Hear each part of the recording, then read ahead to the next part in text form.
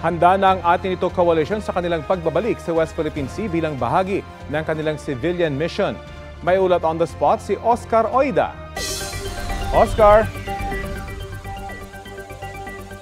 Yes, Rafi, full steam ahead. Yan ang buong giting na pahayag ng mga tagapagtaguyod ng Atin Ito Coalition sa kanilang ikatlong misyon sa gitna ng pinag-aagawang karagatan. At Rafi, hindi lang daw ito magiging pangkaraniwang paglalayag pagkat ang grupo ay may hatid pang pa-sea concert malapit sa Pag-asa Island sa loob mismo ng ating exclusive economic zone. Mangyayari daw ito mula May 26 hanggang May 30.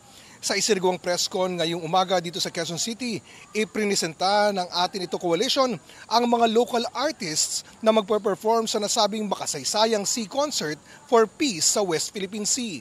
May global backup pa mula raw sa Japan, Indonesia, Malaysia at South Korea.